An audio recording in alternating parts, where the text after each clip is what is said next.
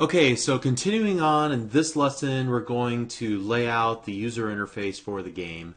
We're going to set up the data binding. We've already collected a lot of data. Now it's time to connect it to a grid view and the data template and each individual item, make it clickable. We'll come back to that part, and then to basically just do initial game setup. So the game won't be playable by the end of this video, but we'll be in really good shape to actually start the game logic like scoring and countdown in the next video. All right, so let us get started now. Where I left off in the previous video was that there was an issue and it wouldn't compile or it wouldn't run. I don't remember which, but the issue is easy. Basically, all I need to do is this. I didn't new up songs, so that's why it croaked.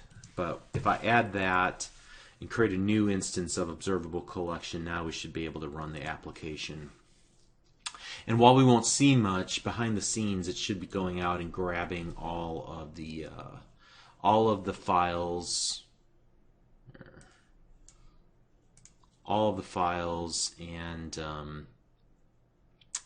grabbing off all the metadata and then creating new instances of the song class and making those available to the rest of our app. Again, not a whole lot going on here, unfortunately, but behind the scenes there's a lot happening. Okay, but it's time to kind of rectify that. And so to get started with this, I'm going to open up mainpage.xaml, and we're going to start laying out the pieces that we're going to need for this app. And so I'm going to start off by adding two rows. So there's going to be a first row definition that will just be, I think it's just going to house the countdown bar. We'll make it 100, and then the other row definition will just be for the remainder of that space. Okay, and then we're going to add a stack panel, and this is going to be that first row where we're going to add a progress bar. And I'm going to go ahead and give it a name because we're going to need to reference it programmatically. So name equals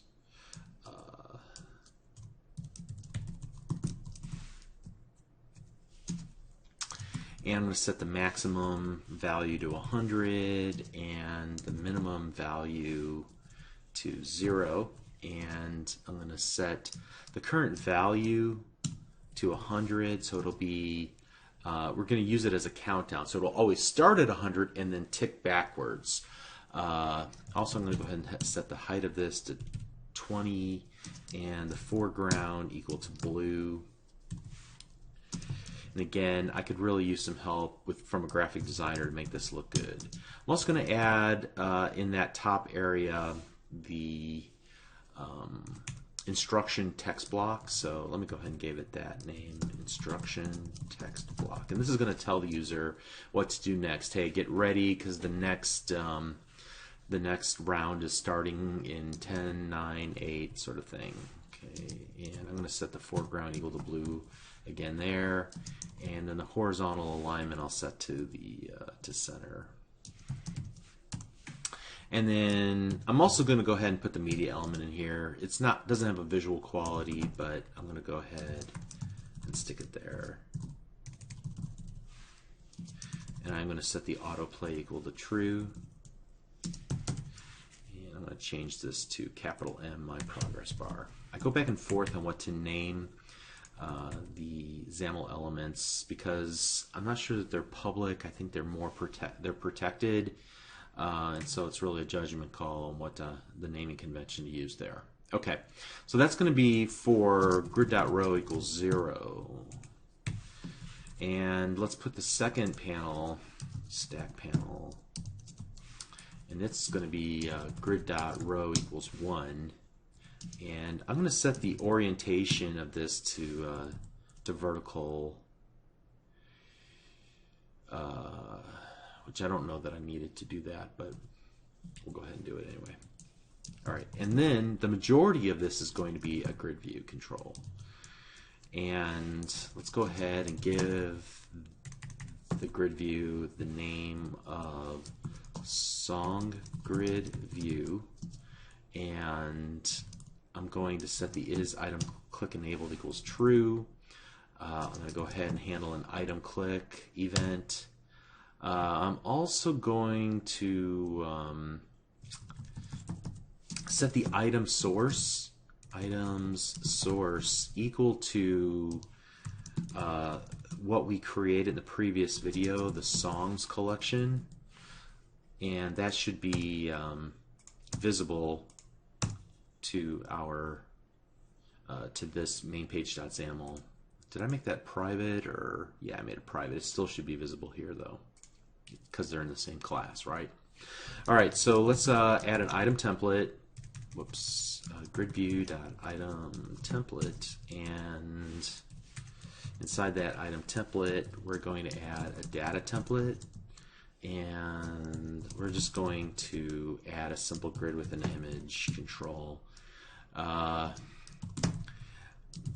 this my image. I should probably call this album art.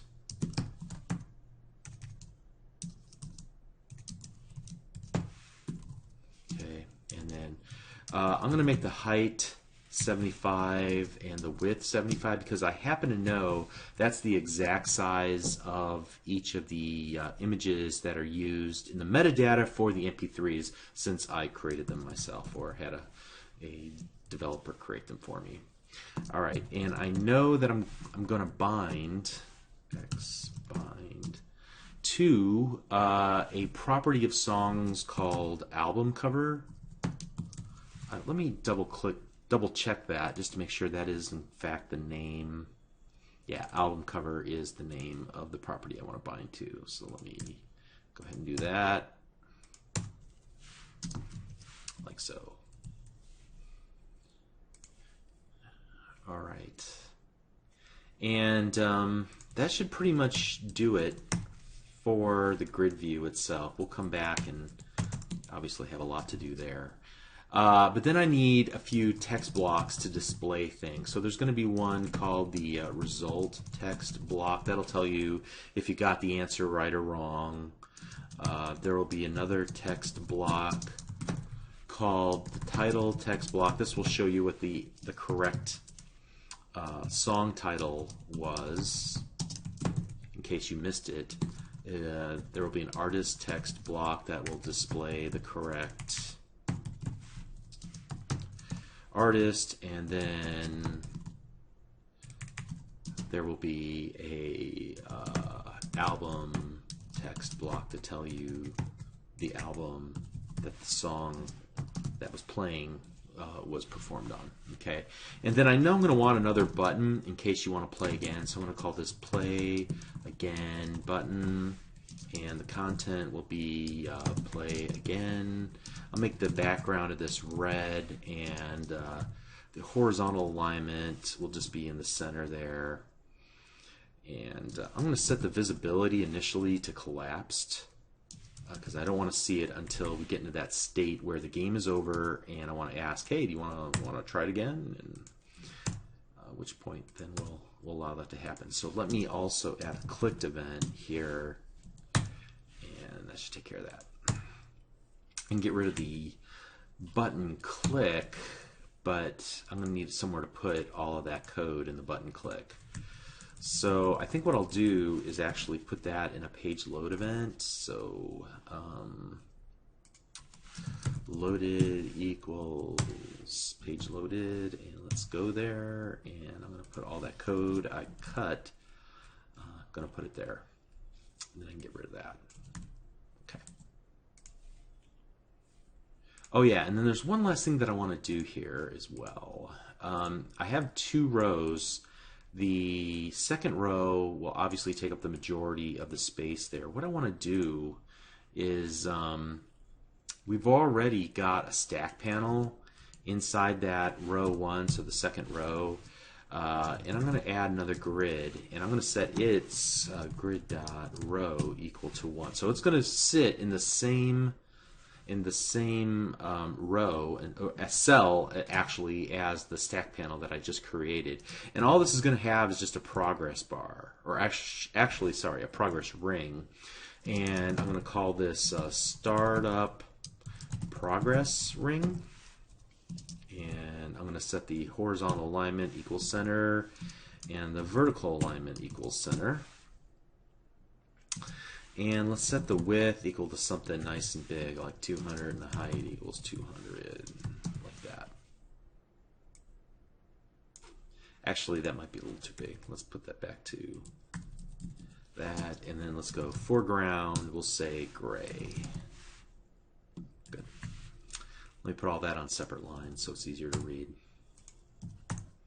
And the idea here is that since it's going to take some time to go through your entire music collection as you start up the app, I want to display the progress ring, and then when it's finished with that operation, then I'll hide the progress ring. Okay. All right, so that should do it for the layout, basic layout. We may have to come and tweak a few things, margins and things of that nature, but I think we're pretty much in good shape to go. So what I want to do is let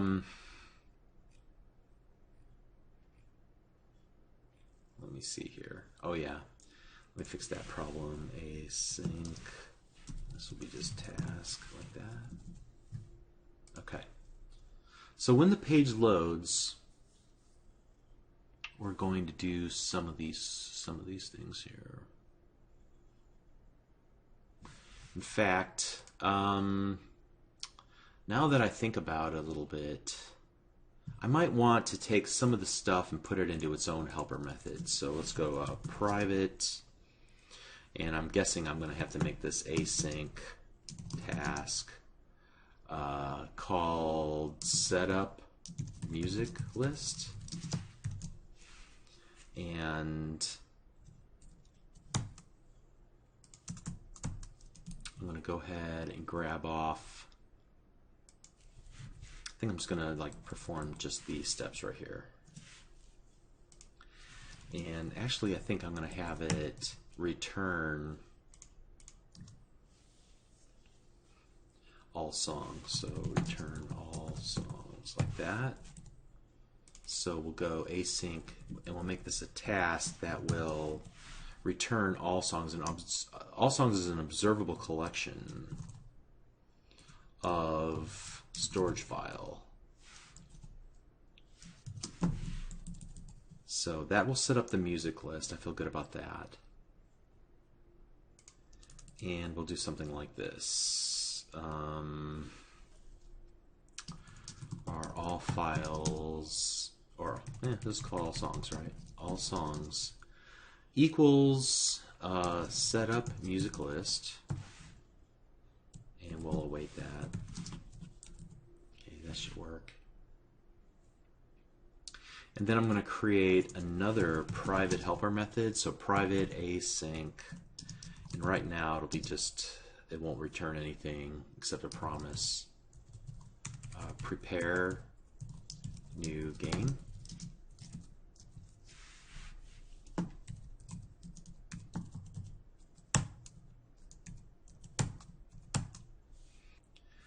And I guess I'm going to pluck off some of this stuff here.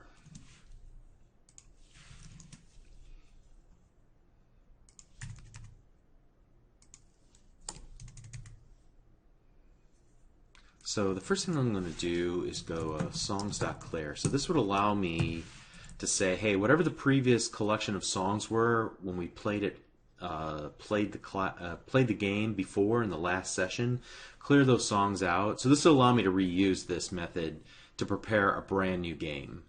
Then I'm going to grab random songs. Let me see. I might need to grab that as well. Actually, I don't want to do that. Let me think about this for a minute. I think what I want to do is make all songs a public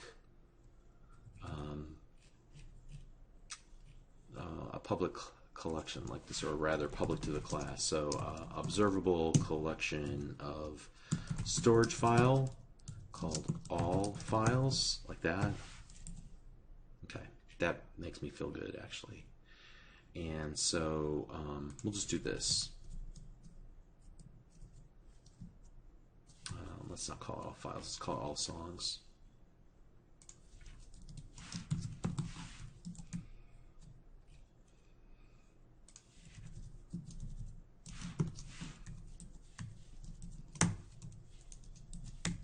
And then here we'll just use all songs. Because we only really need to get those songs one time, but every time we want to play a new game, we can just reuse that list of songs. Okay, so that's kind of my thought process there. All right, probably we'll need to do some other things, like some other state management here, and we'll get to that later. So back to page loaded. Okay, I do all that to do this. I'm going to go startup progress ring dot is active equals true. Then I'm going to set up the music list, and then I'm going to await prepare new game, and then I'm going to call startup progress ring dot is active equals false. Great. Let's see if this actually works.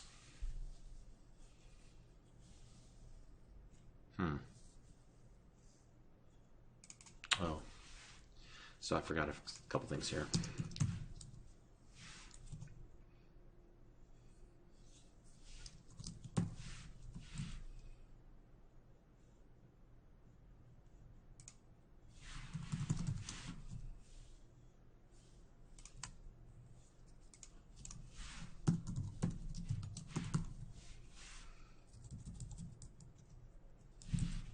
All right, let's see if this will even build.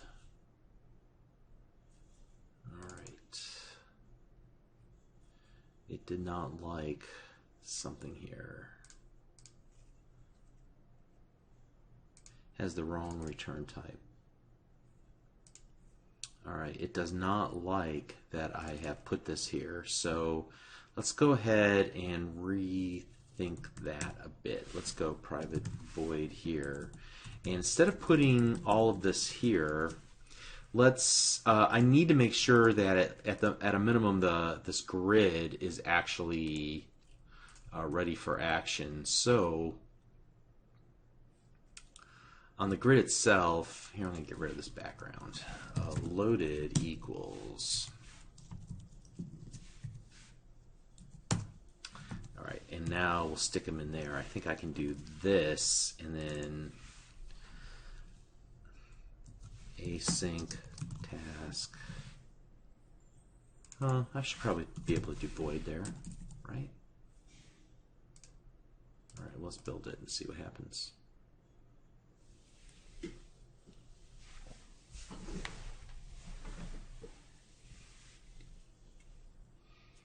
All right, so build went well.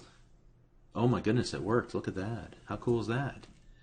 All right, so we were able to data bind. Got some margin issues here at the top, and this doesn't do anything when we click on these items. Okay, but we're in really good shape here. I'm almost thinking that that's all I really wanted to accomplish. Let me add around this. Let's go margin 20, 20, 20, 20. That should help that. Oh, did you notice the little